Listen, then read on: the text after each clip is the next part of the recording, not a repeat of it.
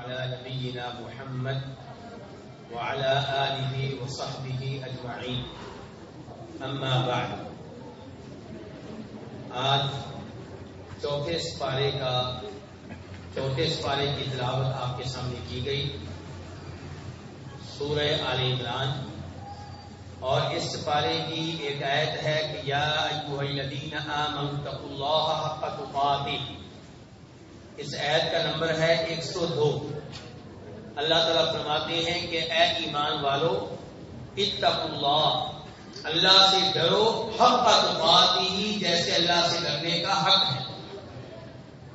ولا تموتن الا وانتم مسلمون، اور جب تمہیں موت آئے تو اسلام کی حالت میں آئے، کسی اور حالت میں تمہیں موت نہیں آنی چاہیے.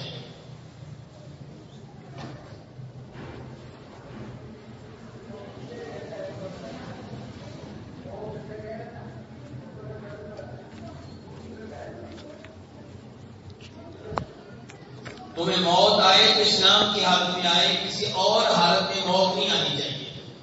میرے بھائیو، آپ کی توجہ چاہوں گا، وہ لگے رہیں گے بھائی. مجھے آپ یہ بتائیے، کیا موت ہمارے اختیار میں ہے؟ تو پھر اللہ تعالیٰ کے اس فرمان کا کیا مطلب ہے کہ تمہیں موت جب بھی آئے تو اسلام کی حالت میں آئے؟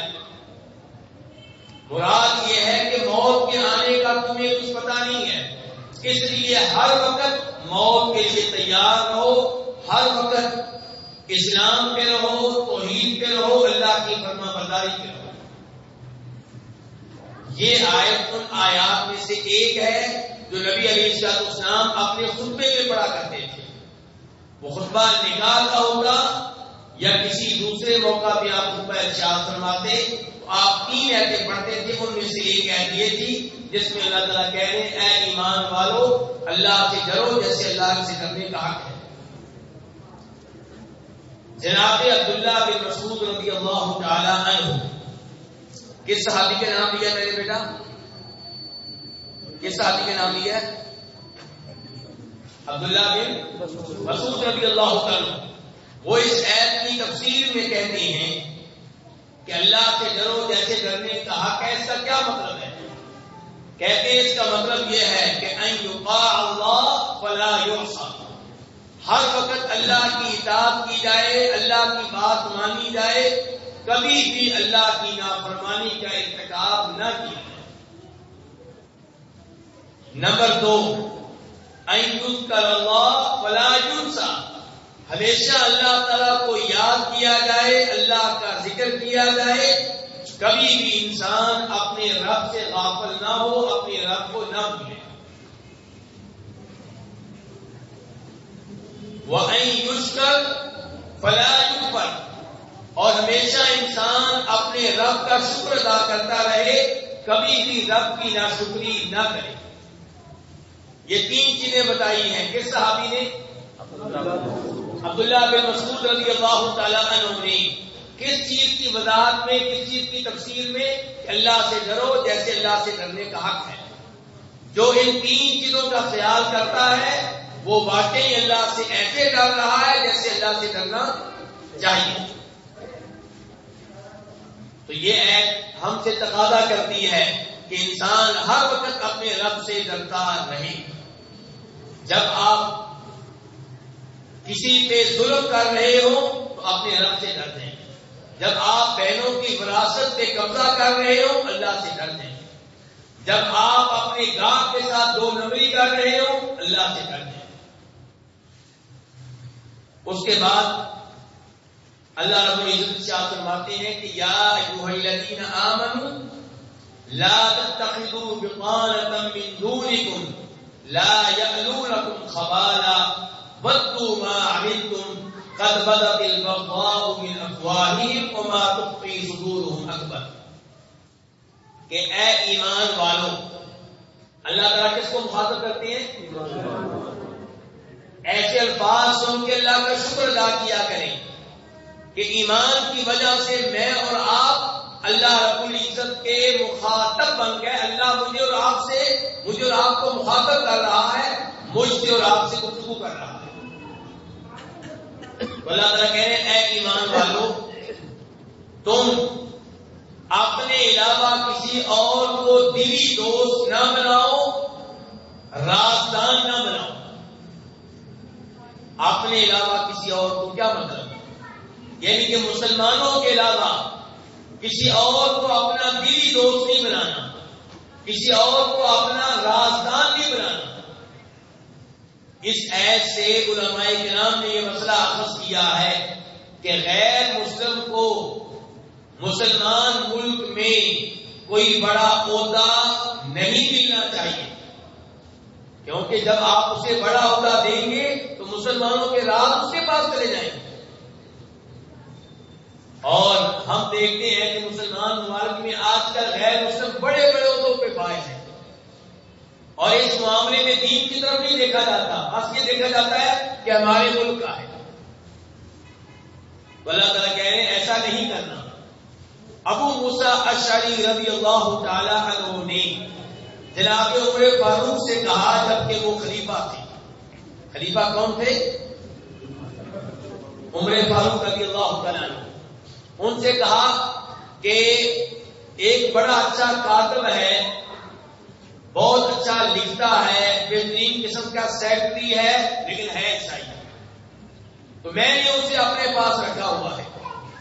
جناب عمر فاروق نے اس پہ ابو موسیٰ اشعری رضی اللہ عنہ کو ڈانٹا کہ اللہ تعالیٰ تو یہ کہہ رہے ہیں کہ یا ایھا الذین آمنوا لا تتخذوا اليہود والنصارى اولیاء بعضهم اولیاء بعض، کہ اے ایمان والو یہودیوں کو اور عیسائیوں کو اپنے دلی دوست نہ بناؤ، اور تو نے ان کو دلی دوست بنا رکھا ہے. پھر کہا میں اسے عزت کیوں دوں جس کو اللہ نے ذلیل کر دیا، میں اس کی تکریم کیوں کروں جس کو اللہ نے رسوا کر دیا. اس واقعے کو امام بہقی نے السنن الکبریٰ میں روایت کیا ہے. اچھا، اب مسئلہ یہ ہے کہ ان کو دلی دوست کیوں نہیں بنانا، ان کو اپنے راز کیوں نہیں دینے؟ اللہ نے کہا لا یألونکم خبالا، یہ غیر مسلم جو تمہیں بظاہر بڑے میٹھے نظر آتے ہیں، یہ تمہیں نقصان پہنچانے میں کوئی کمی کوتاہی نہیں کرتے. کیوں نہیں؟ اللہ سچا کہ لوگ سچے؟ اللہ سچا بتا رہا ہے کہ یہ غیر مسلم تمہیں نقصان پہنچانے میں کوئی کمی کوتاہی نہیں کرتے. وَدُّوا مَا عَنِتُّمْ، تمہیں مصیبت میں دیکھنا، تمہیں مشقت میں دیکھنا، تمہیں پریشانی میں دیکھنا ان کی بہت بڑی آرزو ہے. قَدْ بَدَتِ الْبَغْضَاءُ مِنْ أَفْوَاهِهِمْ، مسلمانوں کے خلاف ان کے دلوں میں کیا بغض ہے، کیا عداوت ہے، کیا دشمنی ہے، کبھی کبھی ان کے منہ سے زہر ہو جاتی ہے. وَمَا تُخْفِي صُدُورُهُمْ أَكْبَرُ، اور جو دشمنی وہ اپنے دلوں میں چھپائے ہوئے ہیں وہ اس دشمنی سے کہیں بڑھ کر ہے جس کو انہوں نے ظاہر کیا. تو ابھی بھی آپ کہتے ہیں کہ ہم ذلیل و رسوا کیوں ہیں، ہمارا ملک پیچھے کیوں جا رہا ہے، ہمارے اوپر قرضے کیوں چڑھ رہے ہیں. اسباب قرآن آپ پڑھیں گے تو صاف صاف آپ کو نظر آتے ہیں. آپ نے اللہ کی باتوں کو نظر انداز کیا، آپ نے غیر مسلموں پہ اعتماد کیا، تو پھر غیر مسلم آپ کی مدد کر سکتے ہیں تو کر لیں، کچھ نہیں کر سکیں گے جب تک اللہ نہیں چاہے. تیسرے نمبر پہ اللہ تعالیٰ فرماتے ہیں اسی پارے میں سورہ آل عمران کے لَيْسَ لَكَ مِنَ الْأَمْرِ شَيْءٌ أَوْ يَتُوبَ عَلَيْهِمْ أَوْ يُعَذِّبَهُمْ فَإِنَّهُمْ ظَالِمُونَ. پہلے میں بتا دوں کہ اس آیت کا پس منظر کیا ہے. اللہ رب العزت تذکرہ کر رہے ہیں غزوہ احد کا. کس لڑائی کا تذکرہ کر رہے ہیں؟ غزوہ احد کا. غزوہ احد یہ لڑائی کب ہوئی تھی؟ ہجرت کے تیسرے سال. اس لڑائی میں 70 مسلمان شہید ہوئے تھے. تو نبی علیہ الصلوۃ والسلام بہت پریشان تھے، اور ایک واقعہ اور بھی ہو چکا تھا کہ آپ کے 70 مسلمانوں کو قرآن کے قاریوں کو دھوکہ دے کر کافروں نے شہید کر دیا تھا. جس جگہ شہید کیا تھا اس کو کہتے ہیں بئر معونہ. اب نبی علیہ السلام نے بئر معونہ میں مسلمانوں کو شہید کرنے والے کافروں کے خلاف اور احد کی لڑائی میں مسلمانوں کو شہید کرنے والے کافروں کے خلاف دعائے قنوت شروع کر دی. کون سی دعا شروع کر دی؟ دعائے قنوت. اور قنوت آپ جانتے ہیں دو طرح کی ہوتی ہے، ایک قنوت وتر، ایک قنوت نازلہ. اللہ آپ کو صحیح کہتے ہیں. ایک وتر میں آپ دعا کرتے ہیں، اس کو ہم کہتے ہیں قنوت وتر، اور ایک ہوتی ہے قنوت نازلہ جو مصیبت کے موقع پہ کی جاتی ہے. کوئی بھی فرض نماز لے لے، اس کی آخری رکعت میں رکوع کے بعد نبی علیہ السلام عام طور پہ فجر کی نماز میں کرتے تھے، لیکن آپ نے ظہر میں بھی کی ہے، عصر میں بھی کی ہے، مغرب میں بھی کی ہے، عشاء میں بھی کی ہے. کیا کی ہے؟ قنوت نازلہ. تو نبی علیہ السلام قنوت نازلہ میں ان کافروں کے خلاف دعائیں کرتے اور ان پہ لعنتیں بھیجتے اور اللہ تعالیٰ سے کہتے کہ یا اللہ ان کو تباہ و برباد کر کے رکھ دیں. تو اللہ رب العزت نے یہ آیت نازل کی. اب ترجمہ دھیان سے سنیے گا.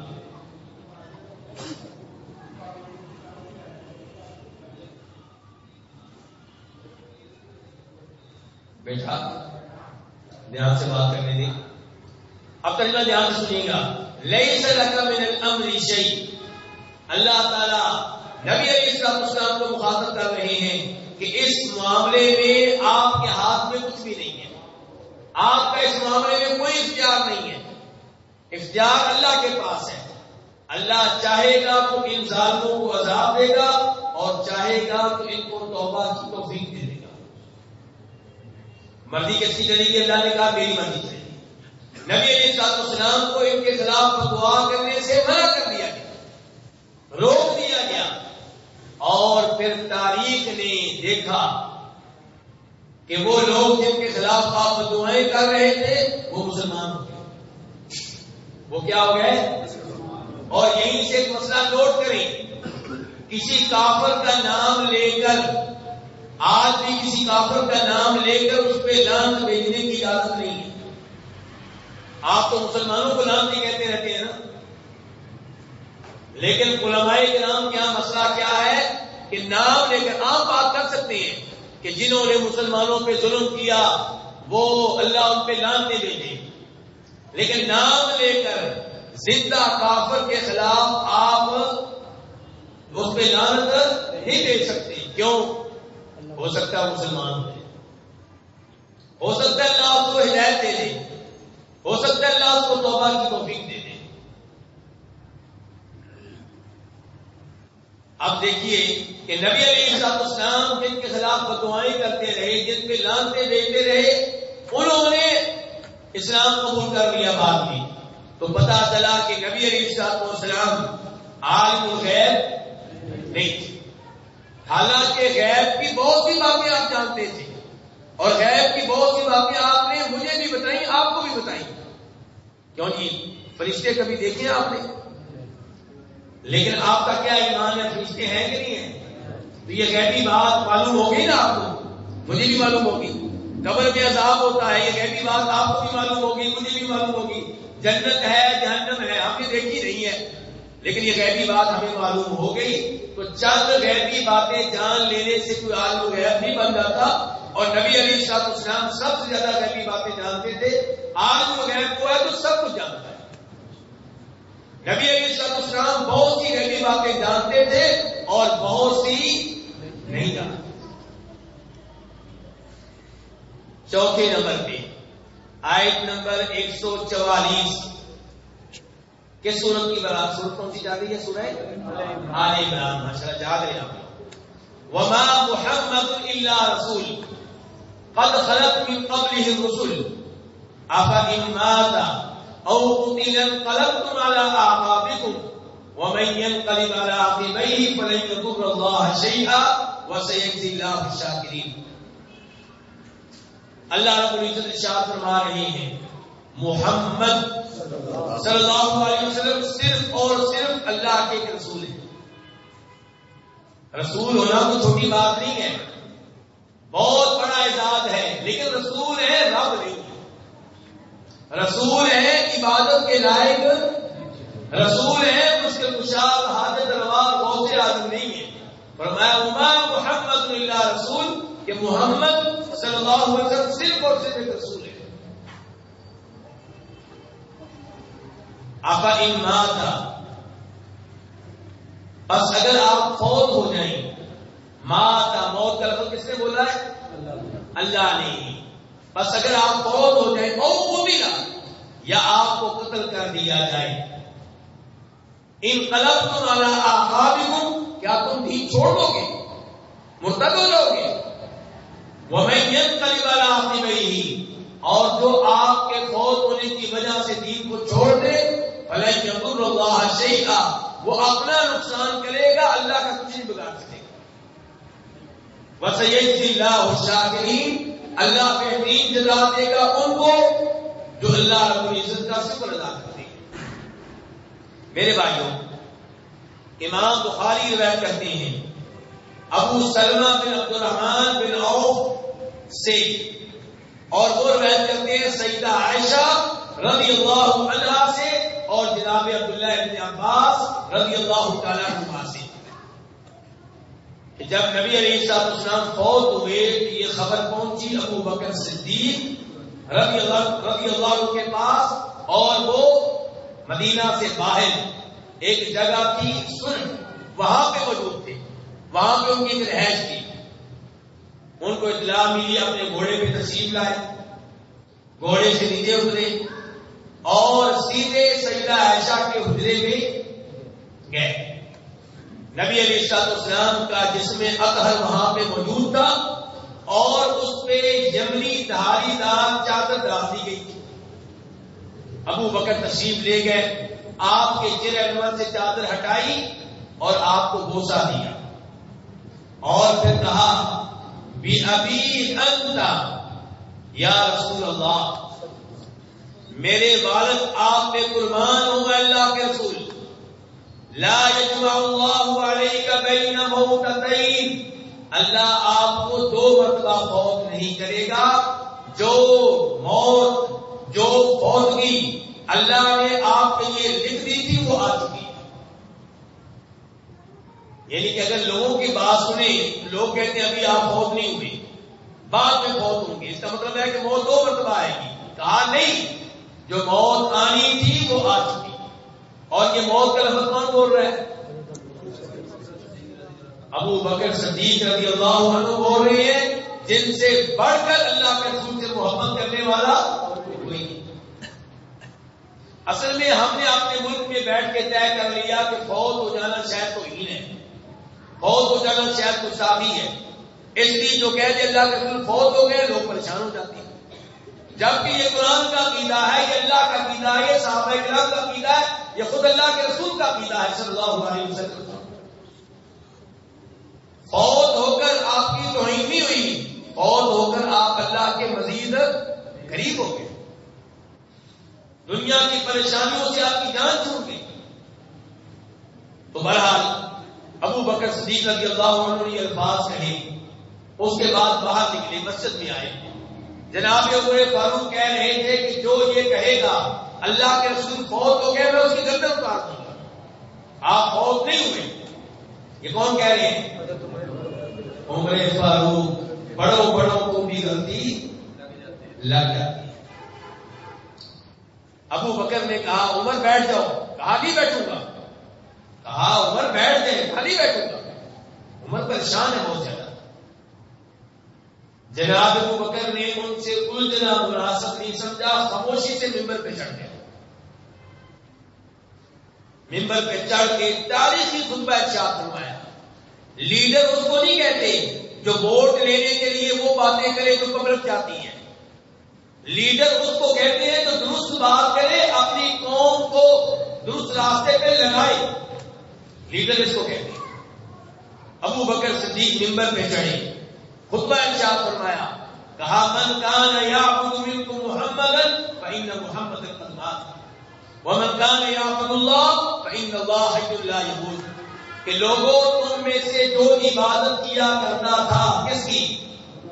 جناب محمد صلی اللہ علیہ وسلم کی تو وہ تو فوت ہو چکے، اس کا رب فوت ہو چکا، اور جو عبادت کیا کرتا تھا اللہ تعالیٰ کی تو فإن اللہ حی، اللہ ہمیشہ سے زندہ ہے، لا یموت، اللہ پہ کبھی موت آئی نہیں۔ اس کے بعد انہوں نے یہی آیت پڑھی وما محمد الا رسول قد خلت من قبلہ الرسل۔ یہ آیت سنتے ہی صحابہ کرام کو یوں لگا کہ جیسے یہ آیت پہلے قرآن میں نہیں تھی، اب نازل ہو رہی ہے، ہر آدمی کی زبان پہ یہ آیت تھی۔ اور جناب عمر فاروق کہا کرتے تھے کہ جب میں نے یہ آیت سنی مجھے آپ کے فوت ہونے کا یقین ہو گیا، پھر میں اتنا غمزدہ ہوا کہ میری ٹانگوں نے میرا بوجھ اٹھانے سے انکار کر دیا، میں زمین پہ گر پڑا۔ تو میرے بھائیوں، نبی علیہ السلام کا فوت ہونا ایک حقیقت ہے، البتہ آپ کو برزخی زندگی حاصل ہے۔ کون سی زندگی؟ اگلی زندگی، دنیا والی نہیں۔ دنیا کے لحاظ سے ہمارا اور آپ کا تعلق ختم ہو چکا، لیکن اللہ تعالیٰ کے ہاں آپ برزخ میں زندہ ہیں۔ ہمارے لحاظ سے کیا ہے کہ جو بھی قبر میں جا چکا اسے آپ اپنی آواز نہیں سنا سکتے، جو بھی فوت ہو گیا اسے آپ اپنی آواز نہیں سنا سکتے۔ ہم جو آپ پہ سلام کرتے ہیں ہمارا سلام فرشتوں کے ذریعے آپ تک پہنچتا ہے، ان کے ذریعے، چاہے پاکستان میں کھڑے ہو کے پڑھے، چاہے انڈیا میں پڑھے، چاہے مدینہ میں کھڑے ہو۔ یہ اس مسئلے میں اپنے عقائد کی اصلاح کر لیجیے گا۔ اس کے بعد اللہ تعالیٰ فرماتے ہیں آیت نمبر 155 ان الذين تولوا منكم يوم التقى الجمعان انما استزلهم الشيطان ببعض ما كسبوا، کہ احد کی لڑائی میں کئی لوگوں نے یہ سن کر کہ اللہ کے رسول فوت ہو گئے ہیں، جھوٹی افواہ پھیلا دی گئی تھی، میدان چھوڑ دیا۔ اللہ تعالیٰ کہتے ہیں کہ جنہوں نے میدان چھوڑا ان کو سزا ملی ہے ان کے گناہوں کی، ان کو شیطان پھسلانے میں کامیاب ہوا ان کے گناہوں کی وجہ سے۔ شیطان کب اس کا حملہ کامیاب ہوتا ہے ہمارے اوپر؟ جب ہم کیا کرتے ہیں؟ کوئی گناہ کرتے ہیں۔ اللہ نے ساتھ ہی کہا لیکن میں نے ان کو معاف کر دیا ہے، میں نے ان کو معاف کر دیا ہے۔ اب وقت بہت کم ہے، میں کیا کروں؟ بخاری شریف کی روایت ہے، آپ کی توجہ چاہوں گا۔ عبداللہ بن عمر رضی اللہ عنہ موجود ہیں، مجلس لگی ہوئی ہے، ایک مصری آیا۔ کون آیا؟ مصری حاجی آیا، کہنے لگا یہ مجلس کن کی ہے؟ قریشیوں کی۔ بڑا کون ہے؟ عبداللہ بن عمر۔ کہا عبداللہ بن عمر میں آپ سے ایک سوال کرنے لگا ہوں۔ جی کرو۔ مجھے یہ بتائیے کہ کیا یہ بات حقیقت ہے کہ عثمان رضی اللہ عنہ میدان احد چھوڑ کے چلے گئے تھے؟ عبداللہ بن عمر نے کہا بالکل یہ بات صحیح ہے۔ کہا یہ بات صحیح ہے کہ بدر کی لڑائی میں بھی انہوں نے حصہ نہیں لیا؟ کہا بالکل ٹھیک ہے۔ کہا یہ بات بھی صحیح ہے کہ بیعت رضوان میں بھی شامل نہیں ہوئے؟ کہا یہ بھی صحیح ہے۔ تو وہ مصری جو شخص تھا اس کے دل میں جناب عثمان کے خلاف اتنا بغض تھا، اس نے خوشی سے نعرہ لگایا اللہ اکبر۔ آج بھی کئی لوگ صحابہ کرام کے خلاف کوئی بات مل جائے بڑے خوش ہو جاتے ہیں، جیسے وہ ایک آدمی، کیا نام اس کا؟ علی مرزا۔ اس کی گفتگو سنیں، جب صحابی کے خلاف بات کرے چہرہ دیکھیں اس کا، جیسے امریکہ فتح کر لی ہے، جیسے کیا کر لی ہے؟ بولیے کیا کر لی ہے؟ امریکہ فتح کر لی ہے۔ بے صحابہ کرام انسان تھے، چھوٹی موٹی کوتاہیاں ان سے ہو سکتی ہیں، لیکن انہوں نے جو جہاد کیا، جو جانیں دی، جو مال دیا، جو قربانیاں دی، ان کی وجہ سے بہت آگے جا چکے۔ ان پہ تھوکنے والا کامیاب نہیں ہوگا، تھوک آپ نے اوپر آئے، ان کے کارنامے اتنے زیادہ ہیں۔ اب عبداللہ بن عمر نے کیا کہا؟ مصری سے ادھر آؤ۔ وہ آیا، کہا بیٹھ جاؤ، بیٹھ جا۔ کہا اب میری باتیں سنو۔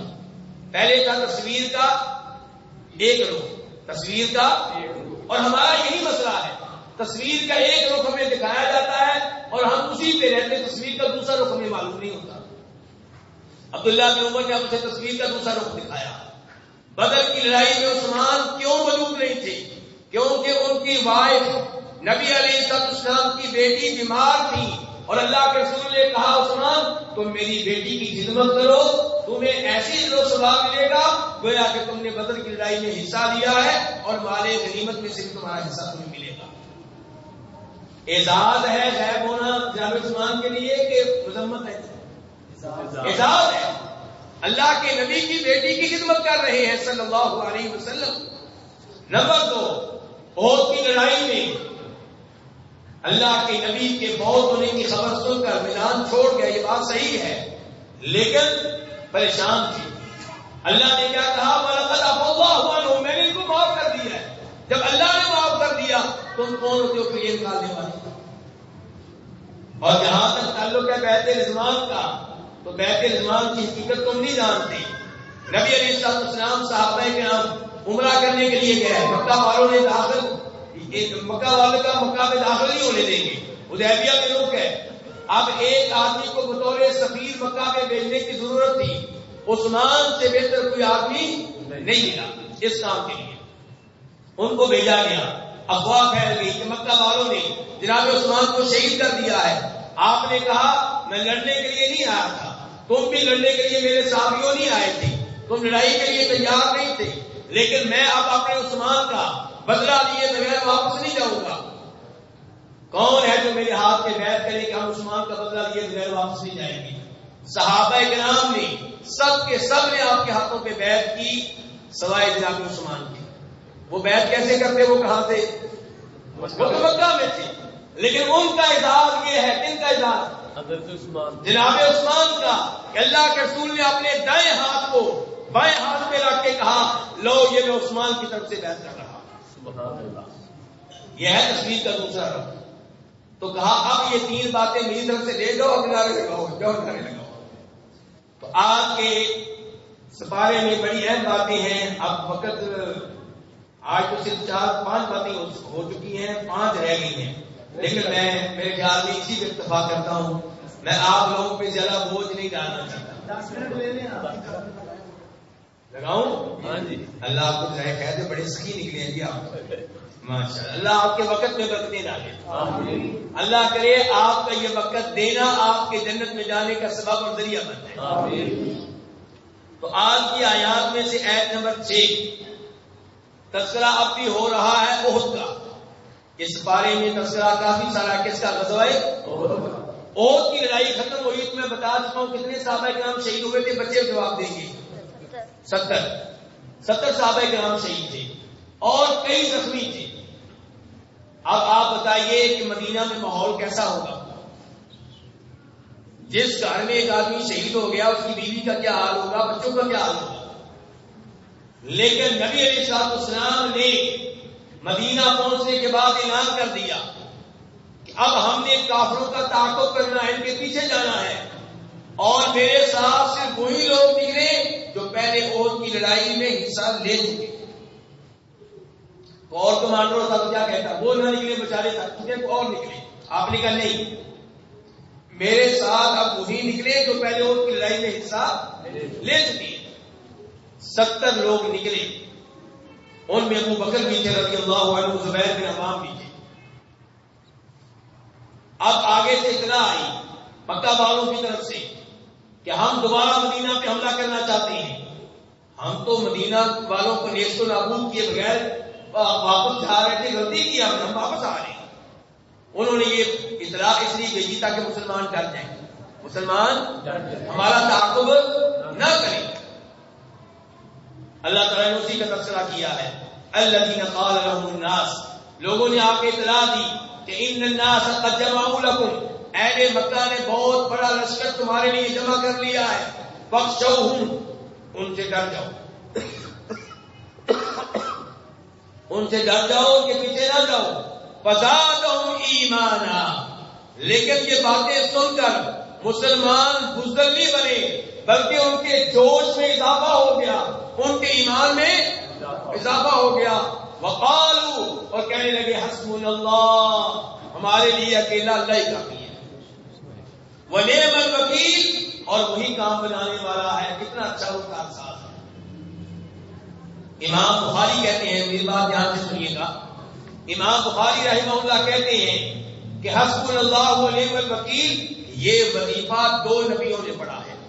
کتنے نبیوں نے؟ 2 نبیوں. نمبر 1 جناب محمد رسول اللہ صلی اللہ علیہ وسلم نے جب یہ بات پہنچائی گئی اہل مکہ حملہ کرنے کے لیے آ رہے ہیں تو آپ نے کیا کہا تھا؟ حسبنا اللہ و نعم الوکیل. اور دوسرے نمبر پہ یہ وظیفہ، یہ ذکر، یہ دعا پڑھی تھی جناب ابراہیم علیہ السلام نے جب ان کو آگ میں ڈال رہے تھے. تو تب انہوں نے یہی وظیفہ پڑھا تھا. تو اس سے کیا پیغام ملا؟ جب آپ پریشان ہوں، لوگ آپ کو تنگ کر رہے ہوں، خصوصاً جب تنگ کرنے والے کافر ہوں تو کیا پڑھیں؟ حسبنا اللہ و نعم الوکیل. آیت نمبر 7 آج کے آیات میں سے سورہ آل عمران، نمبر ہے اس کا 190.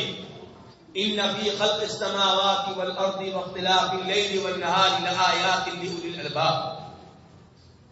امام ابن حبان رحمہ اللہ روایت کرتے ہیں کہ عطا بن ابی رباح اور عبید بن عمیر یہ 2 تابعی ہیں، سیدہ عائشہ کے پاس گئے اور کہنے لگے سیدہ کو ایسی بات بتائیں اللہ کے رسول کی جو بڑی حیرانی والی، بڑی تعجب والی.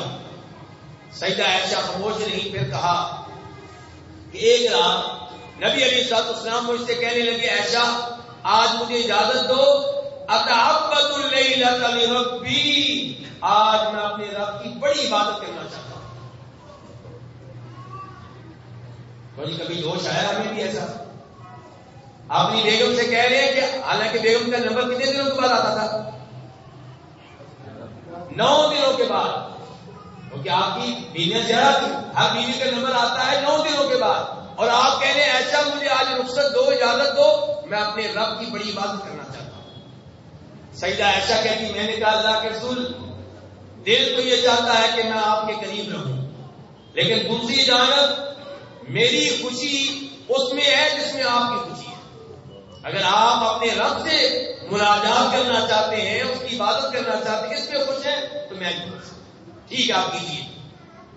کہتی ہیں کہ اللہ کے رسول نے نماز شروع کر دی صلی اللہ علیہ وسلم. نماز پڑھ رہے ہیں، رو رہے ہیں اور آنسو اتنے نکل رہے ہیں کہ آپ کی داڑھی تر ہو چکی ہے، زمین گیلی ہو چکی ہے. بلال رضی اللہ عنہ تشریف لائے، فجر کی نماز کی اطلاع دینے کے لیے دیکھا اللہ کے رسول رو رہے ہیں. کہا اللہ کے رسول آپ کیوں روتے ہیں جبکہ اللہ نے اعلان کر دیا ہے کہ آپ کے اگلے پچھلے سب گناہ معاف، پھر بھی آپ روتے ہیں کیوں؟ کہا افلا اکون عبدا شکورا، کیا میں اللہ تعالیٰ کا شکر گزار بندہ نہ بنوں؟ پھر کہا بلال اللہ نے آج میرے اوپر ایک ایت اتاری ہے، نازل کی ہے، ہلاکت ہے اس آدمی کے لیے جو اس ایت کو پڑھے اور اس پہ غور و فکر نہ کرے.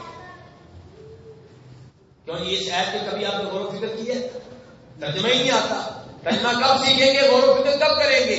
اللہ کے رسول کہہ رہے ہیں ہلاکت ہے اس آدمی کے لیے جو یہ ایت سنے، اس کی تلاوت کرے اور اس پہ غور و فکر نہ کرے.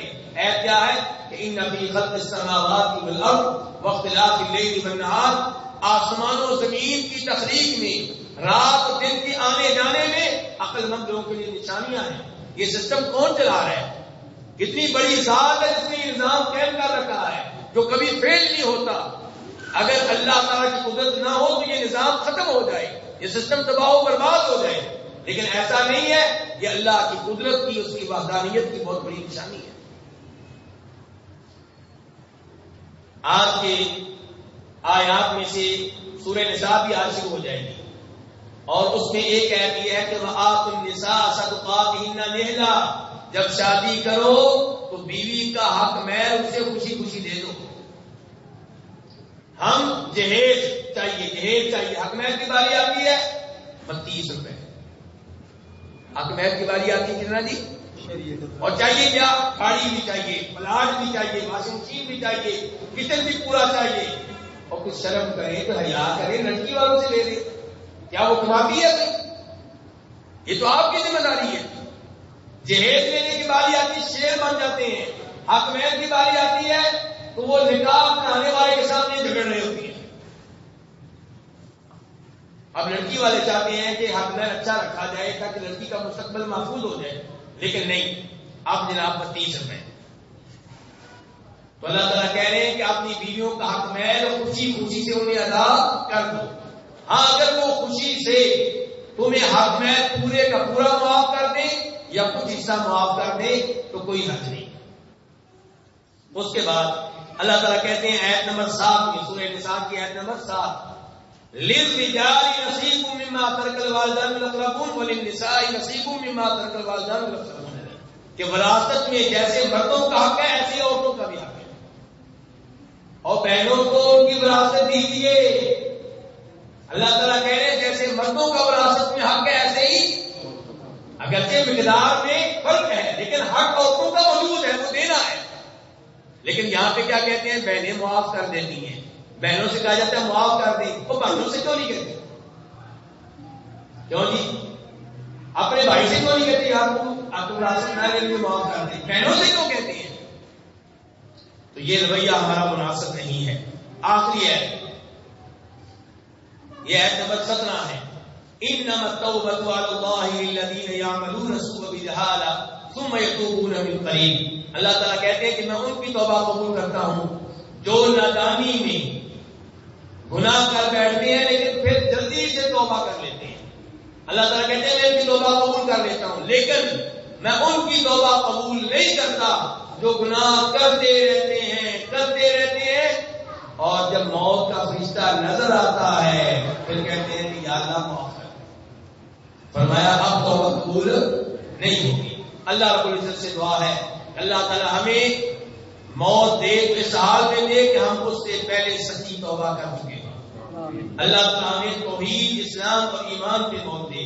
اللہ تعالیٰ آپ تمام بھائیوں کو جزائے خیر دے کہ آپ اپنا قیمتی وقت دیتے ہیں. اللہ تعالیٰ آپ کی اولاد میں، آپ کے رزق میں، آپ کے وقت میں برکت ڈالے. وآخر دعوانا الحمدللہ رب العالمین.